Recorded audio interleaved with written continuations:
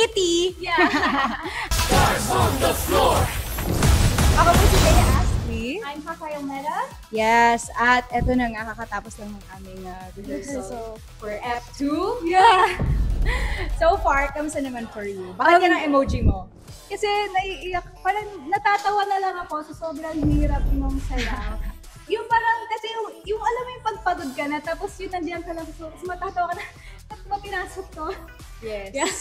At saka, fun fact lang guys, ay una namin rehearsal nito, medyo mga kahating gabi na kami. Totoo, nag-rehearse. grabe. So, Kasi, yun lang yung time na free kaming lahat. Pero talagang pinush namin kasi gusto namin as much as possible na ma-rehearse ko ng sobra-sobra. lalo na kasi like new genre for both of us. Yes, definitely for me. Yeah. Kakagaling ko lang sa burlesque kung saan, alam mo yun, malambot. Tapos ngayon naman, Oo, tapos yung sa amin naman sa first episode, like, cute kasi. Oo. So, it's like, sobrang switch tayo na naman ng personality na kailangan ibigay dito. Pero kaya nga tayo ay stars on the floor. Wow! I know!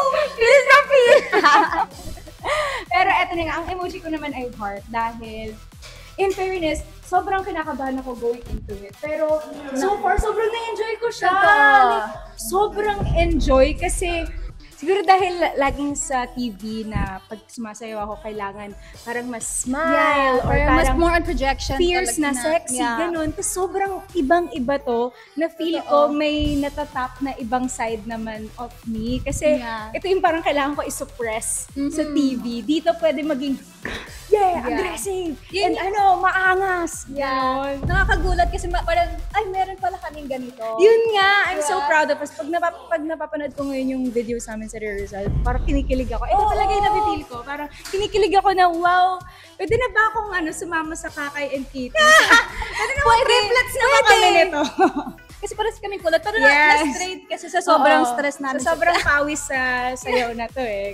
Pero yun nga, sobrang grabe, parang, alam mo yun, it's so fulfilling. Yes. Na parang, pag nakikita ko yung video, although it's not perfect yet, but it will be, fortunately sana. Yes, and it super, will. super saya namin na si Coach Ellie yung nagtuturo sa amin for this ep. Kasi, ang dami kong parang feeling ko natututunan ko ng mga technical na stuff kasi binibigay niya sa amin yung terms ng mga steps na pinapagawa niya sa amin. So parang feeling ko matalina din ako ng konti sa na to. Nadadagdagan ako ng dance knowledge. Yeah. Tapos, thankful din ako na, alam mo yun, parang pinupush niya kami na yung to give justice to the style of Trump. Pero maalalay din siya na, alam mo yun, syempre dahil beginner nga kami, na tinatry niya yung best niya na maging, alam mo yun, yung kayang gawin ng nagsisimula pa lang sa ganitong style. Yeah, and like, para kasi kakaiba to dahil parehas kami babae. It's so different kasi usually talaga lalaki. Kasi mas,